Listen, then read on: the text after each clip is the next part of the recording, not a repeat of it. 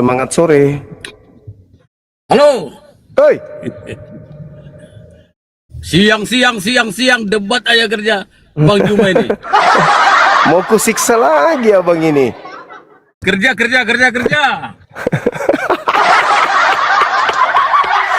Abang lagi kerja kah? Mau sambil kerja pun aku Jom bisa yang aku menyiksamu, percayalah. Ternyata diam-diam juga mau nyiksa juga beliau ini. Ayo, kita saling siksa. Gimana? Ayo. Sehat kan? Pasti udah makan belum? Makan dulu. Udah dong, udah. Ayo, gas. Apa ini Gas. judulnya nih? Oh, Tuhan membuat Tuhan. Mampus Itu kan dah. pernyataan konyol itu. Masa sih? Iya, Alasannya? perkataannya konyol, perkataannya pasti konyol. Alasannya kenapa bang? Ya, logika kita berpikir nggak mungkin lah. Misalnya tukang becak membikin tukang becak kan gitu. Jadi kenapa dibikin judul lagi? Berarti judulnya aja udah konyol, apalagi isi pembicaraannya. Oke, tapi nggak apa-apa lah, biar menarik. Ya, lagian biar ada kerjamu, Jum. Biar nggak nganggur. Ayo, gas. Dari Itu mana loh, kita mulai? Kisah Para Rasul 2 nomor 36. Ya, apa itu?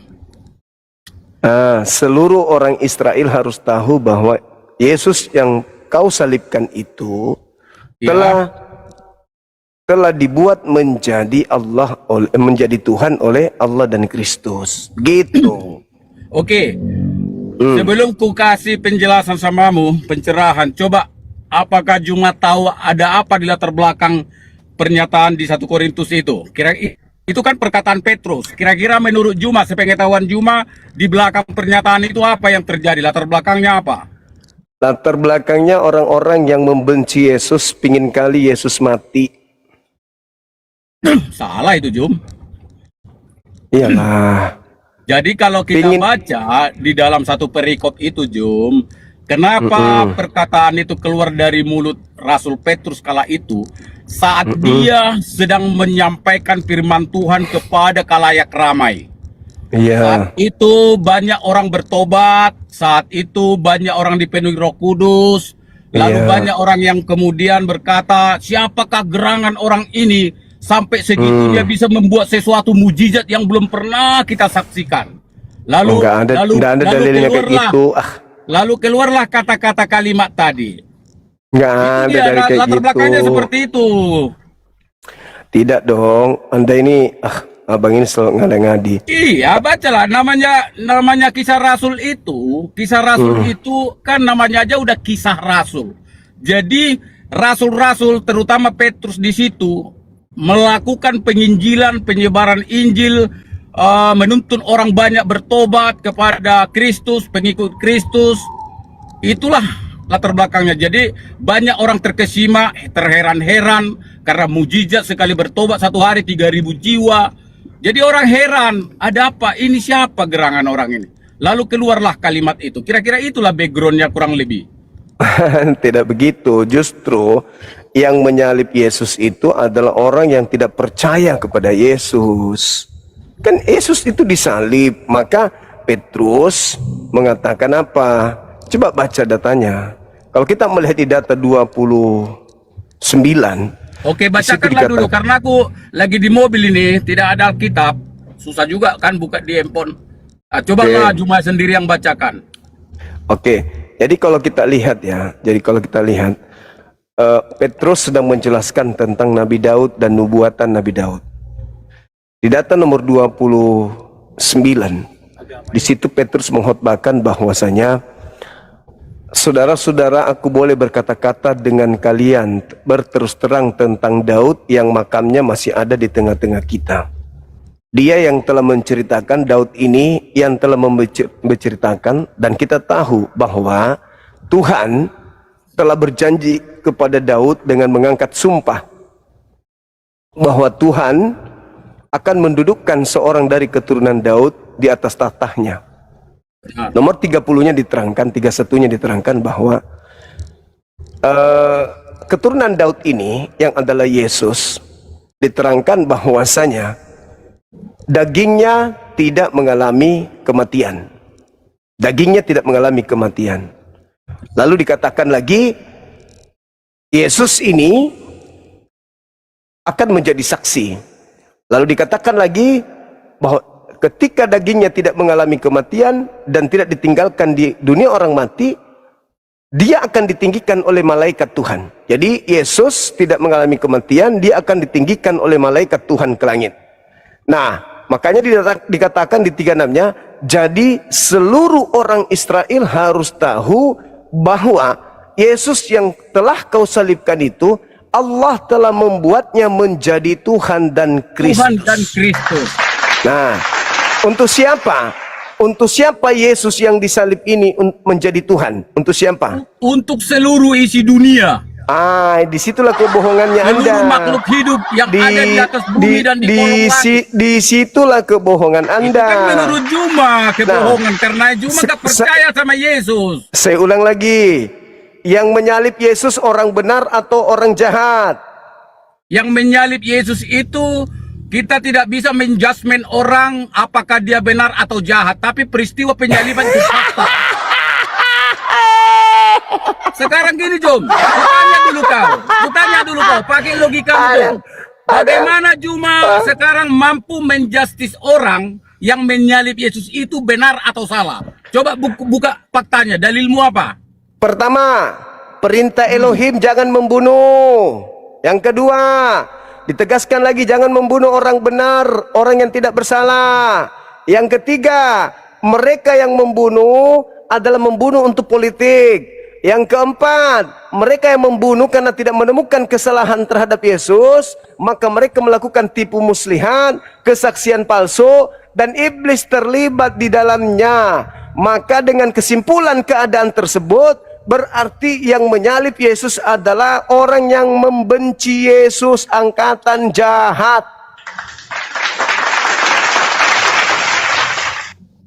Saya akan kembalikan prospek berpikirmu yang benar sesuai dengan konstruksi yang dibangun dalam kebenaran Alkitab. Jadi apa yang kau katakan bahwa orang-orang yang menyalib Yesus itu, kau bilang mereka adalah orang jahat karena membunuh, karena ada larangan hukum Taurat jangan membunuh. Sebenarnya itu topiknya udah beda, tapi oke, nggak masalah. Jadi soal orang itu membunuh atau tidak membunuh, lalu kemudian kau bilang itu dosa, berarti itu kan karena perbuatan membunuhnya, bukan soal penyaliban. Karena penyaliban itu sendiri sudah bukan hanya rencana manusia, tetapi memang anak manusia harus mati di kayu salib dan bangkit hari ketiga. Itu firman Tuhan Yesus sendiri. Yesus sendiri pernah mengatakan itu. Dengar dulu Jum, biar kita sehat dalam berdiskusi. Saat Yesus melakukan perjamuan kudus bersama dengan murid-muridnya beberapa waktu sebelum penyaliban itu terjadi, dia sudah berkata bahwa anak manusia harus disalib dan dia harus bangkit pada hari ketiga. Sudah sampaikan. Oke. Itu sudah bagian daripada cerita ini. Sekarang permasalahannya adalah ada ketika di dalam khotbah Petrus Kisah Rasul 2:36, di situ dikatakan bahwa jadi seluruh kaum Israel harus tahu dengan pasti bahwa Allah telah membuat Yesus yang kau salibkan itu menjadi Tuhan dan Kristus. Yang kau salibkan, kalian. Kalau kalian orang benar, berarti Tuhan Elohim menjadikan Yesus sebagai Tuhan untuk orang benar. Tetapi kalau kau orang jahat, berarti Tuhan Elohim menjadikan kalian untuk menuhankan Yesus. Itu dalil. Tunggu sampai dulu. Maka saya butuh ketegasan dari saudara. Apakah yang menyalib Yesus orang yang percaya Yesus atau orang yang tidak percaya Yesus? Jawab. Di dalam proses penyaliban itu, kita tidak membuat satu stigma apakah yang menyalibkan itu orang benar atau orang jahat. Yang pastinya bahwa Yesus itu disalib adalah namanya Tuhan. Seperti kamu bilang tadi kan, maka Allah Bapa sudah membuat Yesus itu menjadi Tuhan. Untuk Kalau namanya bicara Tuhan, Jum, berarti kalau namanya Tuhan itu tidak ada berpihak bahwa Tuhan itu hanya untuk orang benar. Tuhan itu juga untuk orang yang jahat. Tidak. Anda- Tuhan itu untuk seluruh. Anda baik orang salah. benar, baik orang jahat, ya Tuhan Anda itu tetap salah. Tuhan. Anda salah, Anda salah. Itu cara Anda- cara apa namanya? Cara kebenarannya berpikir. Anda salah, Anda salah. Sekarang gini, saya balik. Gini loh. Iman kita mungkin beda, tapi nggak apa-apa lah saya sedikit sebut ya. Kamu kan beriman kepada Allah gitu ya. Pertanyaan saya, apakah Allah yang kamu percaya itu hanya Allahnya orang benar? Kan tidak, tapi dia juga Allahnya orang jahat, Allahnya penipu, dia Allahnya orang saleh, dia Allah bagi semua orang. Kan begitu. Yesus ini dijadikan Tuhan kepada mereka yang menyalib Yesus, bukan kepada seluruh alam. Nggak ada perkataan yang itu spesifik seperti itu. itu dalilnya Nggak ada, Kisah Bos. Rasul 2 nomor 36, Abang. Iya, Itu jelas tapi itu. maksudnya bukan berarti Anda- perkataan Saudara. ketuhanan Yesus itu hanya untuk yang dia katakan, Oh, bukan. tidak. Coba baca runutannya 37, 38, 39, 40. Dia 40-nya dikatakan, Coba sebutkan. Aku kan nggak ada Nah, di situ ini. dia katakan di data 40-nya apa? Dan dengan banyak perkataan lain, ia memberi kemudian kesaksian terhadap itu semua dan mengecam dan menasihati mereka yang menyalib Yesus. Petrus menasihati mereka yang menyalib Yesus dan berkata, "Berilah dirimu diselamatkan dari angkatan yang jahat ini." Sekarang permasalahannya di mana?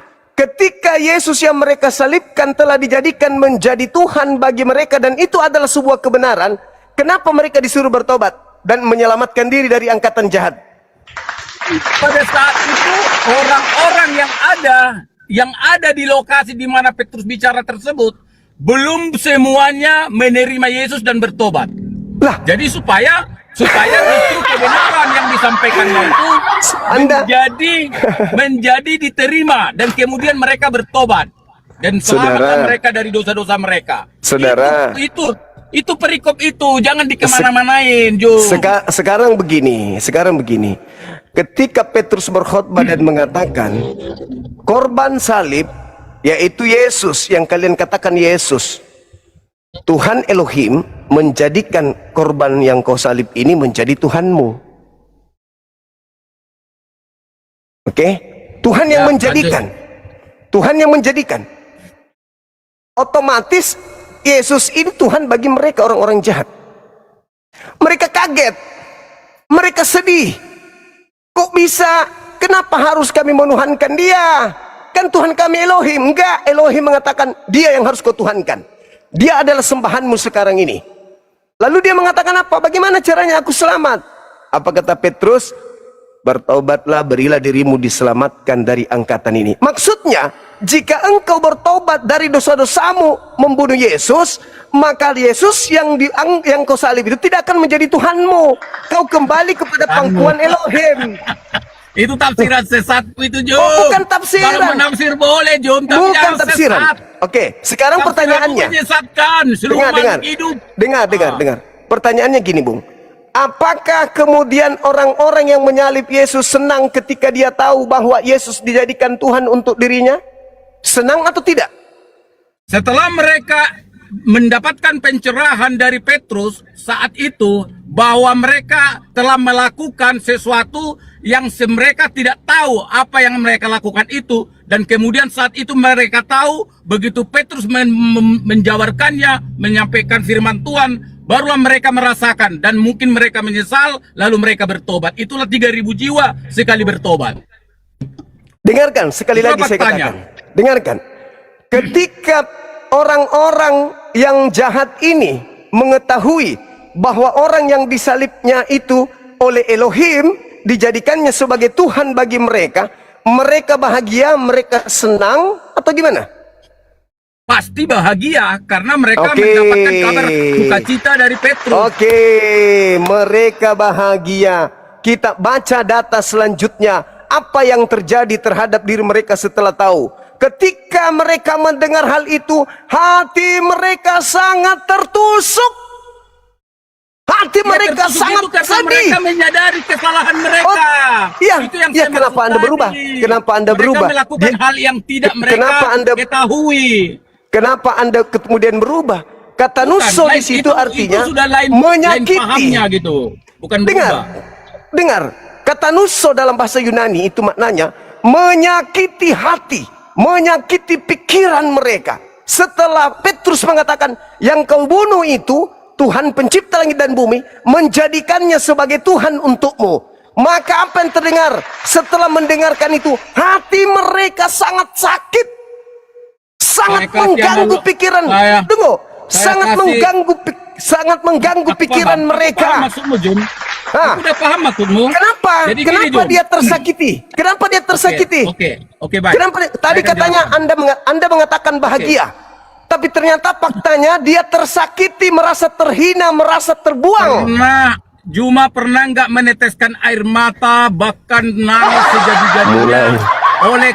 Justru karena kebahagiaanmu. Pernah nggak merasakan ini bahagia tapi bukan kita bahagia. Ini Pernah bukan nggak? bahagia. Ini beda. begini. Kalau yang begitu bahagia beda. Ini bukan bahagia. Kata nusso itu artinya, sabar dulu. Kata nusso itu artinya menyakiti pikiran mereka dengan sangat tajam. Jadi itu gejala Mengganggu emosional, dengan ganas emosi. perkataan itu.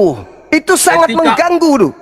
Waduh, Ketika orang Jum merasakan Allah bahwa apa yang dilakukannya ternyata adalah sebuah kesalahan, ketika orang sadar, kadang-kadang ketika orang mulai hatinya itu tersentuh setelah dia mengetahui bahwa apa yang dilakukannya ternyata adalah suatu kesalahan, setelah itu dia di satu sisi begitu mendapat pencerahan dia senang, tapi di satu sisi karena udah perbuatannya udah terlanjur dia menangis. Disitulah dia merasakan tadi itu hatinya itu seperti disayat-sayat. Itu kalau maksudnya. Kalau Yesus itu Tuhan dan dijadikan Tuhan itu adalah sebuah kebenaran, kenapa dia harus merasa tersakiti? Kenapa dia tersakiti? Kenapa dia terpukul? Kenapa dia merasa kemudian tersakiti, merasa terganggu dengan ganas perkataan itu? Harusnya dia memuji Tuhan. Oh syukur, alhamdulillah, haleluya. Kalau begitu, terima kasih ya Tuhan, Kau telah menjadikan Yesus sebagai Tuhan kami. Tapi faktanya, sabar dulu. Tapi faktanya dia merasa sakit dengan hinaan itu dia dihina. Baik, aku itu udah dihina. paham dari tadi aku udah paham maksudmu, Jum. Jadi maksudku gini, itu yang tadi Juma maksudkan, harusnya mereka bahagia dengan mengucapkan alhamdulillah, puji Tuhan, haleluya. Itu berlaku bagi orang Kristen yang secara waktu dia udah dewasa. Jadi karena dia udah ada di fase yang memang sudah memahaminya dengan baik. Tapi ini mereka baru perjumpaan pertama kali soal kebenaran, di mana selama ini mereka justru merasa benar waktu mereka melakukan penangkapan, pembunuhan, penyaliban Yesus itu. Dengar dulu, waktu mereka melakukan penangkapan, penyaliban Yesus itu, selama ini mereka merasa benar pada posisi itu. Tapi setelah Petrus dengan kuasa Roh Kudus menyampaikan kebenaran itu, bahwa siapa Yesus yang sebenarnya dan bagaimana Yesus itu lahir ke dunia dan bagaimana dia kemudian setelah disalib dan mati dan bangkit pada hari ketiga. Nah sekarang lihatlah, dia sudah bangkit. Dia ternyata tidak dapat ditelan oleh kematian karena nyatanya dia bangkit dan sekarang dia sudah ada di antara kita. Dia udah naik ke surga, dia udah kembali kepada Bapa di surga. Nah saat itulah dia mengejawantahkannya hal tersebut secara penuh kuasa, dan orang-orang yang menyalibkan itu kemudian mulai ada pikir terbuka, tercerahkan oleh mereka, lalu terjadilah dalam mental dan psikologis mereka antara bertentangan dengan merasa bersalah yang sangat berat. Di satu sisi mereka bersyukur karena udah dicerahkan dengan oleh Rasul Petrus. Itu yang terjadi. Jadi kita harus bisa masuk kepada konteks di sana pada saat itu. Ketika itu terjadi, jadi antara batin mereka sendiri itu bergejolak karena mereka udah merasa berdosa, menodai tangannya dengan darah orang yang tidak bersalah, dan ternyata rupanya orang ini bukan sembarang orang setelah diketahui dari Petrus. Itu yang terjadi, Jum. Jadi itu posisinya, situasinya dramatis. Jadi tidak sama normatif seperti yang kita bayangkan. Jadi jangan salah memahami. Tapi kalau Juma mengatakan, aku tetap tidak percaya Yesus sebagai Tuhan, ya up to you, itu hakmu. Tapi jangan dipelintir, jangan disesatkan seluruh makhluk hidup. Nggak boleh itu. Oke, baik. Kita uji siapa maka yang itu menyesatkan. bertobatlah kau, Jum. Tunggu. Bertobatlah Kita kau, buktikan. Jum, dibaptislah kau. Aku pun siap membaptismu, Jum. Betul. Dalam nama Kita Yesus, uji. semoga kau menjadi pengikut Kristus yang luar biasa. Oh, Lanjut. Tuhan lantikan tidak mungkin. Tuhan dilantik untuk orang-orang jahat tidak mungkin saya terima. Sorry, itu untuk Anda aja. Ya udah, Jadi terserahlah untuk kami, untuk aku aja boleh ya. Tapi suatu saat jangan silakan. menyesal kau, Jum. Silakan. Yesus itu Tuhan yang dilantik untuk orang-orang jahat memang. Terserahlah mau dibilang, mau dilatih, mau Itu deklarasi, mau apa lagi kamu. dalilnya begitu. Mau kayak mana? Yesus Tuhan untuk orang-orang jahat. Orang-orang jahat ini tidak mau menjadi korban sendiri, makanya dia ke seluruh dunia mengajak orang lain juga sama seperti mereka. Pertanyaannya gini, Bung. Yang menyalib Yesus itu ahli Taurat, betul? Betul? Yang menyalib Yesus ahli Taurat, Hanya betul? ahli Taurat, karena di dalam, kalau Juma serius dan terbuka dengan objektif, siapa-siapa pihak yang terlibat di dalam proses mulai penangkapan, Saya penyesalan, ulang lagi. penjadiban, itu Saya ulang melibatkan lagi. banyak pihak, bukan Yang- cuma ahli Taurat itu, mungkin yang hanya menginginkan. orang-orang yang senang, ikut turut senang. Yang Tapi pelakunya menginginkan. bukan ahli Taurat. Jangan bicara sendiri, Bang. Anda kan belum gila total, Ya, aku masih ada menjelaskan warsuara sendiri. supaya Juma Saya nggak perlu mengatakan penjelasan seperti itu, jangan salah. penyembah Tuhan lantikan, nggak perlu. Yang menyalib Yesus adalah ahli Taurat, orang Farisi, mahkamah agama yang memerintahkan eksekutornya Romawi. Pertanyaan saya, apakah ahli Taurat, Harusnya dari situ. orang Farisi sudah memiliki Tuhan sebelumnya? Sabar.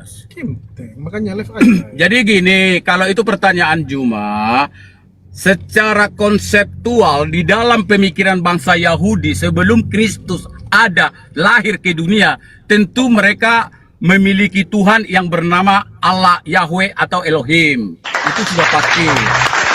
Oke. Itu sudah pasti. Dalam Ya, sudah sejarah pasti. memang begitu. Jangan bicara sendiri. Dengar, ketika Anda sudah mengetahui bahwa mereka sudah punya Tuhan, lalu oleh karena kejahatannya, Tuhan mengatakan, karena kau jahat, maka orang yang kau salibkan itu, aku jadikan untukmu sebagai Tuhanmu.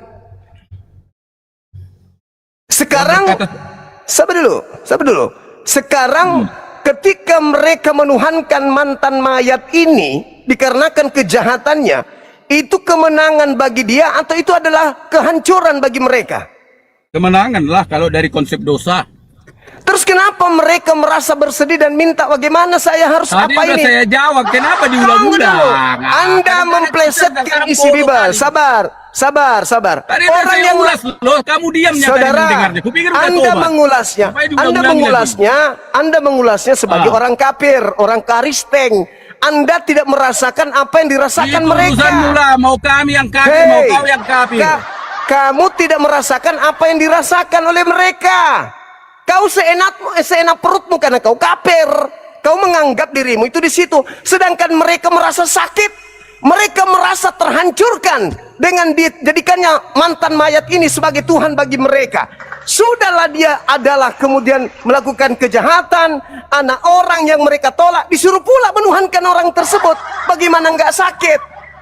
Jadi Yesus itu hanya dijadikan Tuhan oleh orang-orang jahat. Itu hukuman bagi orang jahat.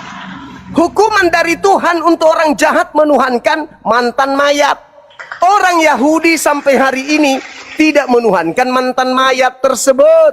Hanya orang-orang jahat dan pengikut-pengikutnya yang menyembah mantan mayat tersebut. Orang Yahudi di sinagoge tidak menyembah mantan mayat. Itulah yang menyakiti hati mereka. Sangat membuat hati mereka itu terguncang. Maka dia bertanya kepada Petrus, apa yang harus kami lakukan kalau sudah kayak begini? Apa kata Petrus? Berilah dirimu diselamatkan dari angkatan jahat itu. Bertobatlah Maksudnya apa? dan berilah dirimu dibaptis. Nah, maksudnya apa? keluarlah dari orang-orang jahat. Jangan Itu kan- mau Yesus Itu kan celar. lagi-lagi tafsiran sesatmu, Jum. Loh, sekarang kalau dia bertobat, siapa Tuhannya? Kembali kepada siapa? Tuhan yang mana? Justru karena Petrus mengajak mereka bertobat itu dalam rangka untuk mempercayai Yesus Kristus sebagai Tuhan. Nenekmu kiper. Loh, nenekmu Justru disuruh Baca dia kitab bertobat. dengan baik, Dengar, Dom. Buka matamu yang baik. dengarkan. Dari Yesus tadi Tuhan, kau, cuma Yesus saya ngomong. Tuhan, Yesus Tuhan untuk orang-orang jahat waktu itu kan, dilantik untuk orang jahat kan, betul nggak? Lanjut. Saya tanya samamu, Tuhan Elohim melantik Yesus, membuat Yesus menjadi Tuhan untuk orang jahat kan? Untuk semua makhluk hidup dari tadi udah kujawab. Dalilnya mana? Loh, kok dalilnya mana? Dalilnya mana? Dengarkan. Dalilnya mana? Yohanes 13. Yohanes 13. Nenekmu kiper. Yang di nenekmu situ, kiper. yang di situ yang saya Dijawab. tanya. Hoi, yang di situ yang saya tanya. Kisah para rasul itu di khotbah Petrus, di mana Yesus dilantik menjadi Tuhan untuk seluruh orang? Mana Terkait dalilnya? Yesus itu tidak hanya di dalam kisah Mana para rasul. dalilnya? Di semua kitab Mana Perjanjian Baru ada dalilnya? tentang Yesus. Mana dalilnya Tuhan Elohim menjadikan Yesus sebagai Tuhan untuk seluruh umat Aku manusia? adalah Dalil. jalan dan kebenaran dan Nenekmu hidup. kiper.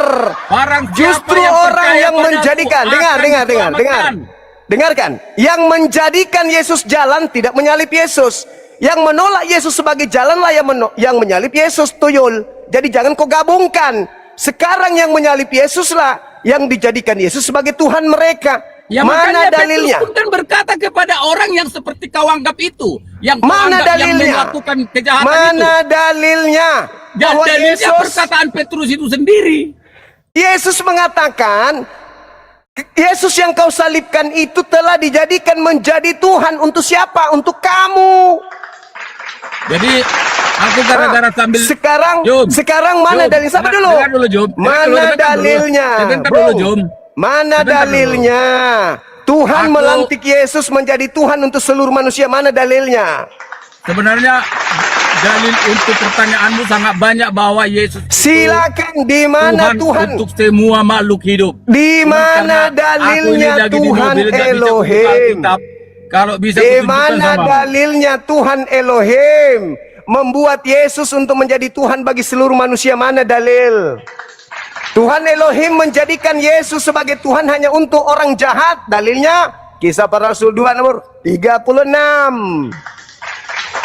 Itu kan tafsiranmu yang sesat. Saya minta dalil, saya bukan minta tafsir. Saya minta dalil di mana dalilnya Yesus dibuat menjadi Tuhan untuk seluruh manusia. Mana? Yang pastinya, Jum, di Alkitab firman Tuhan jelas sangat banyak mengatakan bahwa Yesus adalah juru selamat dunia. Ya, kalau kau tidak tahu arti kerjaan dunia, angkatan berarti kau harus jahat. belajar dulu isi dunia. Orang-orang jahat yang sudah dikutuk ini tidak mau masuk neraka sendiri. Maka dia mengajak orang-orang lain juga masuk neraka dengan Itu kan menuhankan menurutmu. Tuhan lantikan. Tidak Itu kan dong. tafsiran sesatmu. Sekarang mana dalilnya? Mana dalilnya? Loh, tadi Mana aku dalilnya? bilang, Tuhan Yesus itu membuat datang ke Yesus dunia ini yang untuk disalib menjadi juru selamat untuk dunia. menjadi Tuhan bagi seluruh manusia. Mana dalil? Dalil. Yesus datang ke dunia ini untuk menjadi juru selamat dunia, termasuk Juma dan keluarga Juma di Nenekmu dalamnya. kiper. Justru yang menolak Yesus jadi juru selamatlah yang menyalibkan, tuyul. Jangan kau gila permanen. Kalau orang menjadikan Yesus juru selamat, tidak mungkin disalibnya. Karena mereka menghentikan keselamatan yang Yesus ajarkan, maka Tuhan menghakimi mereka dengan menjadikan korban pengganti Yesus itu sebagai Tuhan bagi orang-orang jahat. Biar kau Jadi kasih kau pelajaran kesimpulannya, cara berbicara. Dengar dulu, kesimpulannya, yang menuhankan Yesus hanyalah orang-orang yang dikutuk Elohim. Titik. Dengar dulu, Jum. Tadi kan kau bilang, kadang-kadang perkataan Juma ini paradoks. Jadi aku nggak tahu ini, otaknya juga paradoks ini, kurasa ini. Tadi kau bilang kan, Jum, tadi kau bilang, ingat kata-katamu tadi. Bagaimana mungkin, ya kan, orang yang menyalibkannya, menyalibkan Tuhannya, menjadikan itu lagi jadi Tuhan, kau bilang. Juma pernah tahu nggak secara logikamu, pada saat mereka menyalibkan, mereka belum paham siapa itu Yesus. Jadi jangan kau samaratakan waktunya. Anda Mereka keliru. dengar dong, aku ngomong tadi kau panjang lebar. Dengar dulu. Mereka mengerti bahwa Yesus itu Tuhan tatkala semua proses penyaliban itu sudah berlalu. Yesus sudah bangkit dari kubur. Baru tahu mereka ceritanya dari Petrus bahwa ternyata Yesus itu adalah Tuhan. Jadi bukan Tuhan berarti bagi mereka menyalibkan Tuhan. Tuhan dan bagi mempertahankan siapa? Yang disalibkan bukan Tuhan itu. bagi siapa? Ya, Tuhan bagi ketika itu mereka Hai. percaya terhadap perkataan Petrus.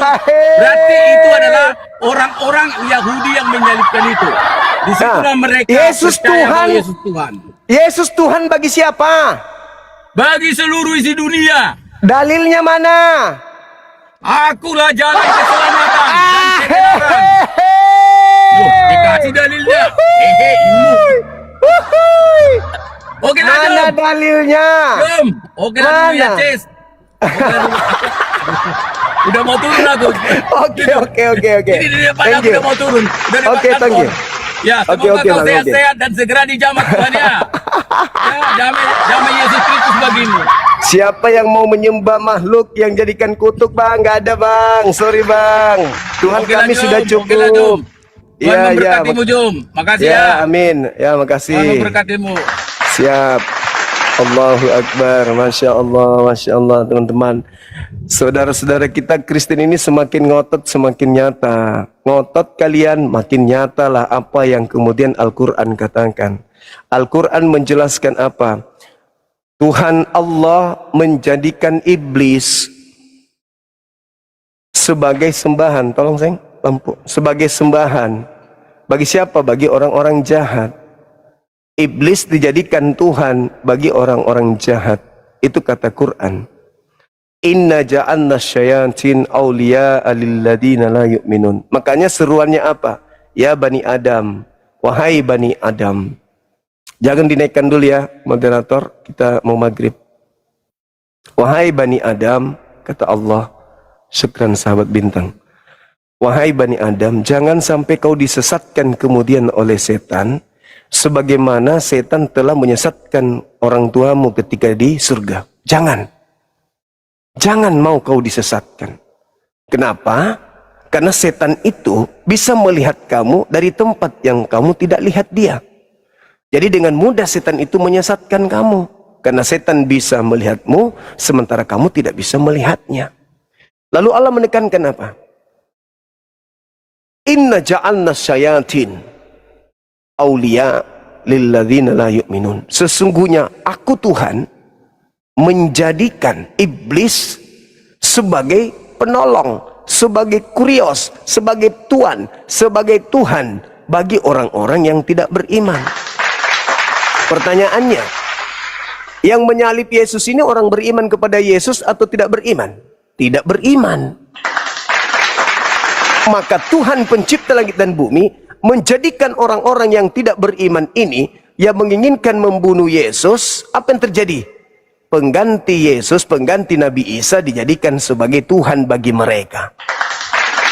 Inna ja'alna syayatin awliya lilladzina la yu'minun. Mereka ingin membunuh Nabi Isa. Nabi Isa mereka ingin bunuh karena mereka tidak beriman kepada Nabi Isa. Tidak seperti kita, beriman kepada nabi-nabi. Mereka tidak beriman kepada Nabi Isa.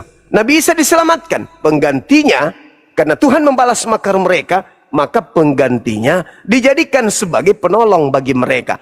Itu yang ada di Kisah Para Rasul 2 nomor 36. Makanya Allah Subhanahu wa taala menjelaskan farikan hada wa farikan hakka alaihimud dalalah. Sekelompok manusia sudah pantas untuk mendapat petunjuk. Siapa mereka? Yang beriman kepada para nabi, beriman kepada Nabi Isa, percaya kepada Nabi Isa, menjadi penolong ajaran Nabi Isa. Mereka ini tidak termasuk kepada orang yang kemudian masuk dalam kelompok orang yang sesat. Farikan hada, pantas mereka mendapatkan petunjuk karena mereka kemudian beriman kepada Nabi Isa, beriman kepada utusan Tuhan yang lahir tanpa ayah sebagai rasul bagi mereka untuk mengajak mereka kembali kepada jalan Allah. Wa farikan hakka alaihimud dalalah. dan sudah pantas sebagian manusia menjadi sesat. Mereka sudah pantas menyembah makhluk, mereka sudah pantas menyembah korban yang mengganti Nabi Isa, mereka sudah pantas kemudian masuk ke dalam neraka dengan orang-orang yang pendahulu mereka. Kenapa? Karena mereka tidak beriman kepada Allah, mereka ingin mencelakakan nabi-nabi Allah, maka pantas mereka mendapatkan neraka. Yesus mengatakan dalam Matius 23 nomor 32, 33 dan seterusnya, bahkan sampai 39. Apa kata Yesus? Bagaimana mungkin kau ingin lepas, bagaimana mungkin kau lepas dari neraka jahanam, kata Yesus. Separuh dari nabi-nabi yang diutus kepadamu kau bunuh dan kau salibkan. Tuh, tidak mungkin kau lepas dari neraka. Malah kemudian kata Petrus, karena yang kau salibkan ini diakibatkan karena kebencianmu, maka Tuhan Elohim menentukan ia yang kau salib menjadi Tuhan dan Kristus. Untuk siapa? Untuk yang tidak beriman kepada Nabi Isa. Maka dijadikanlah kemudian korban pengganti Nabi Isa ini sebagai sembahan. Siapa yang menjadikan itu? Tuhan Allah. Disebabkan karena mereka tidak beriman. Farikan hadawa farikan hakka alaihimud dalalah. Manusia keturunan Adam pantas mendapat petunjuk, dan sebagian pantas tidak mendapatkan petunjuk alias sesat. Karena mereka kenapa? Mereka menjadikan iblis sebagai pelindung mereka selain daripada Allah. Itu kata Quran, innahum muttakhasus syayatin auliya min dunillah. Mereka menjadikan penolong selain daripada Allah, pelindung selain daripada Allah. Siapa? Setan. Kenapa dikatakan setan yang dijadikan sebagai pelindung? Mereka sudah tahu, oh ternyata dia dijadikan Tuhan untuk orang-orang sesat. Dia dijadikan Tuhan untuk angkatan jahat. Dia dijadikan Tuhan kepada orang-orang yang kufur, ingkar kepada Nabi Isa. Loh, kenapa saya ikut-ikutan? Kenapa saya tidak menyembah Tuhan yang benar aja?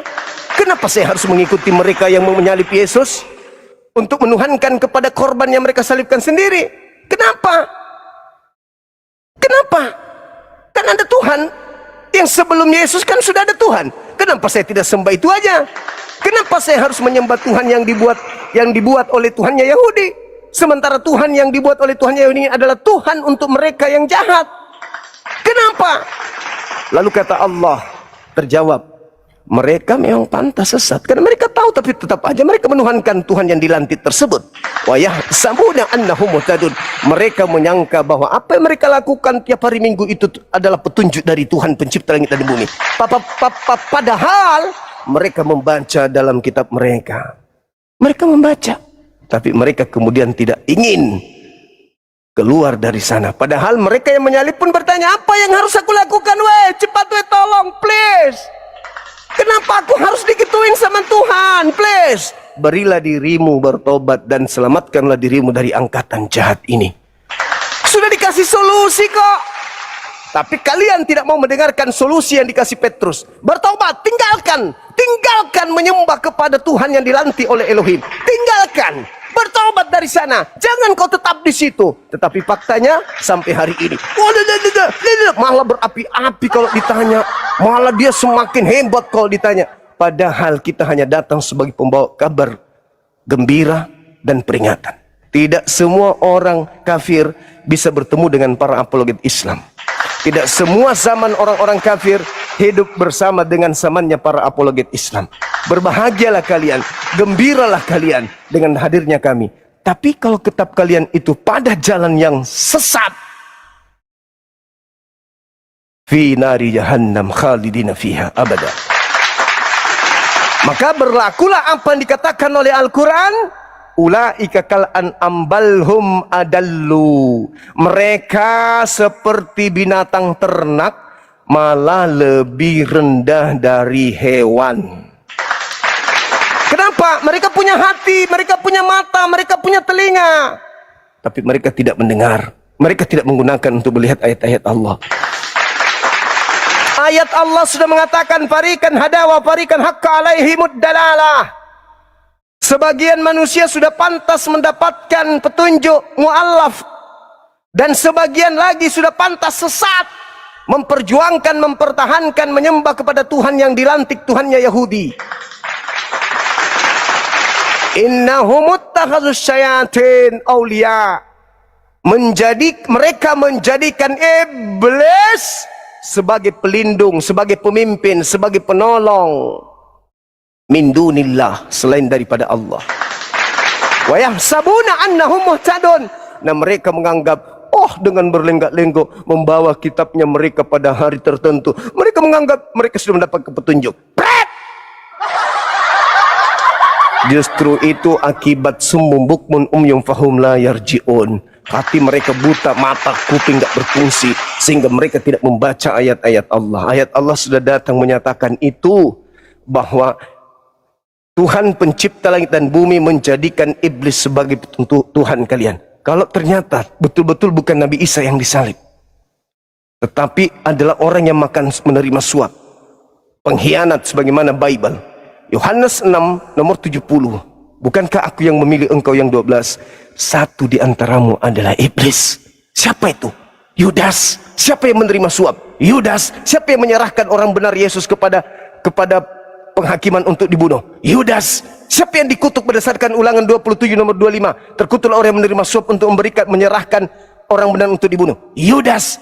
Dan siapa yang dikatakan iblis oleh Yesus? Yudas.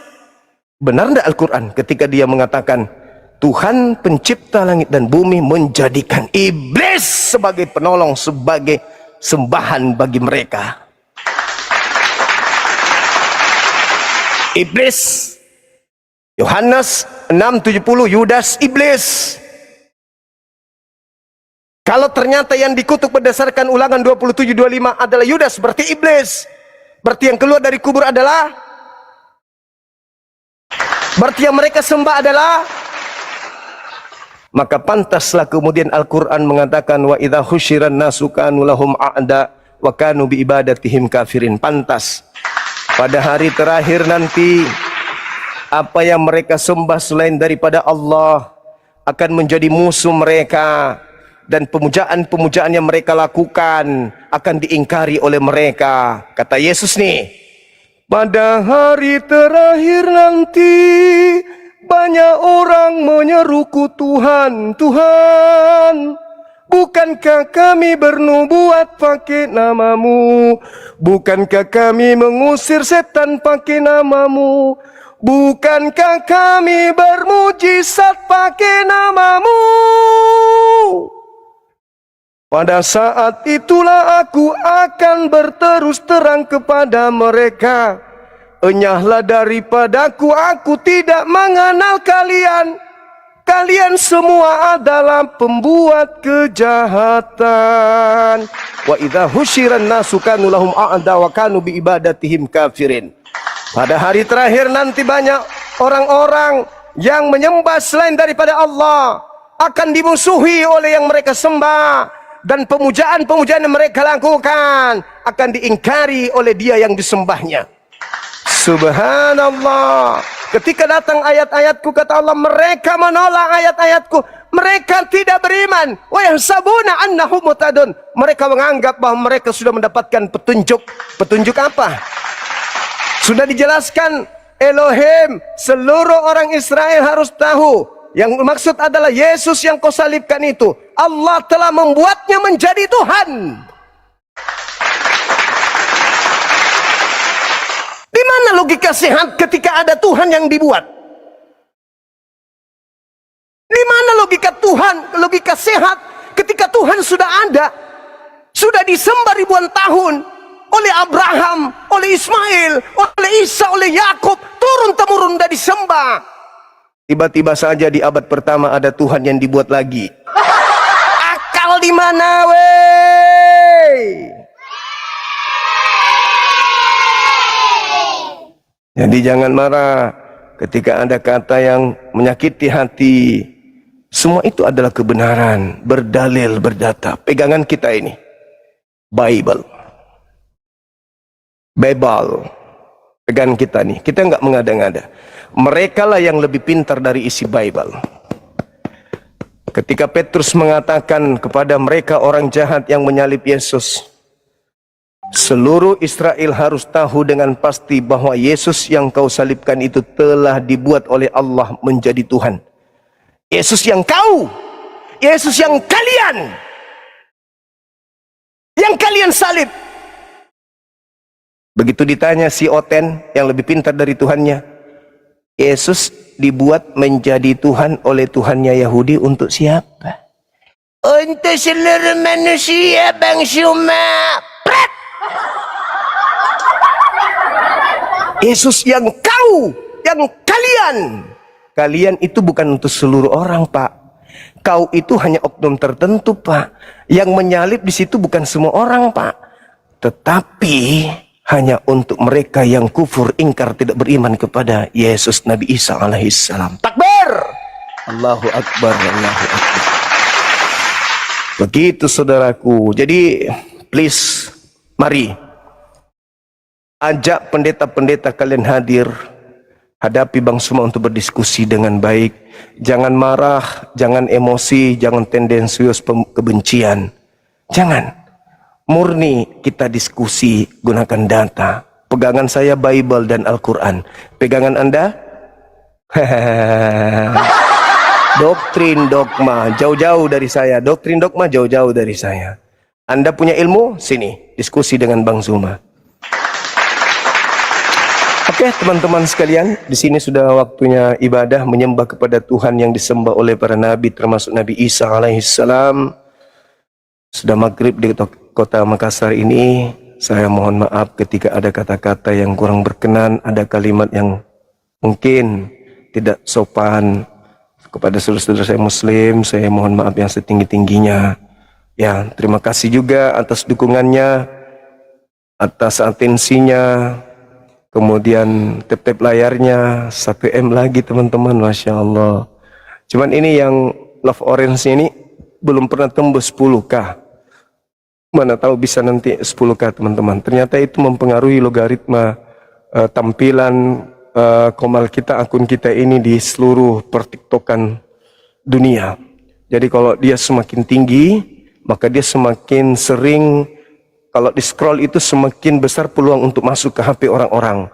Sehingga ketika scroll, apa ini kok heboh masuk, apa ini kok heboh masuk. Sehingga komal kita ini penuh dengan orang-orang yang ingin belajar tentang perbandingan agama.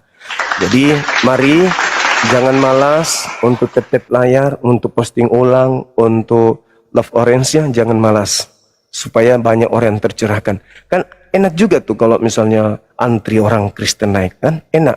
Banyak kita memberikan ilmu, banyak kita memberikan edukasi, banyak pula amalan pahala kita. Jadi jangan sungkan di tap-tap layar semuanya, jangan sambil nyimak. Jangan kayak tadi. Cobalah teman-teman, ada beberapa orang yang naik Muslim. Begitu naik ternyata dia lagi tidak monitor. Ada yang di pabrik, ada yang lagi di jalan, ada yang lagi ngobrol, ada yang lagi PK-PK, dan seterusnya. Artinya bahwa ya tidak semua kita yang ada di sini fokus untuk ibadah. Ada yang cuman nebeng-nebeng aja untuk ikut-ikutan.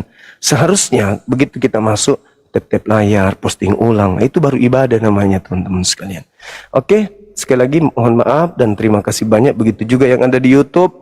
Mohon maaf semuanya kalau ada kata-kata saya yang kurang berkenan. Terima kasih atas apa yang kalian berikan kepada kita.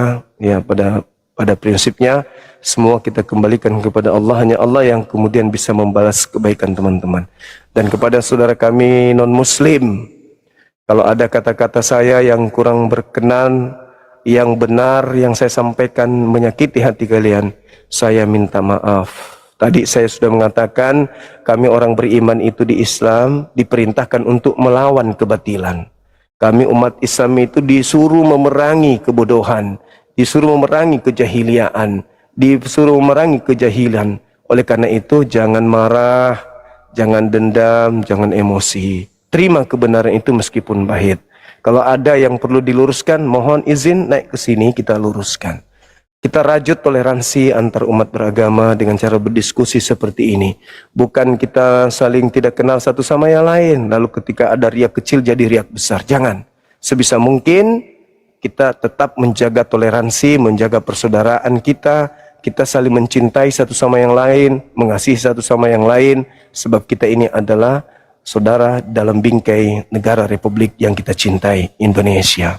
Sekali lagi saya minta maaf, dan kalau ada yang perlu Anda luruskan silakan naik ke sini. infokan kepada sarjana-sarjana teologi kita supaya naik ke sini supaya memberikan edukasi pencerahan kepada kami yang ada di sini. Tapi ingat, di sini bukan gereja, tidak ada doktrin, tidak ada dogma. Semata-mata kita bicara berdasarkan dalil dan kekuatan berfikir. Sekira begitu dari saya teman-teman sekalian. Terima kasih banyak. Kita tutup subhanakallahumma bihamdi asyhadu an la ilaha illa anta astaghfiruka wa atubu ilaik. Salam tauhid, salam satu Tuhan. Jayalah Islam kita, jayalah Indonesia kita. Assalamualaikum warahmatullahi wabarakatuh. Takbir. Allahu akbar, Allahu akbar, Allahu akbar.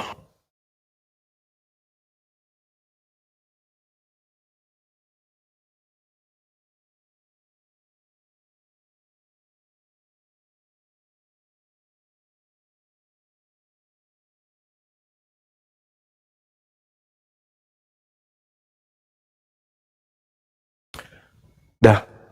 Assalamualaikum. Termalam jangan lupa ya, kumpul lagi kita di sini ya. Siapkan kopi, gorengan, ya.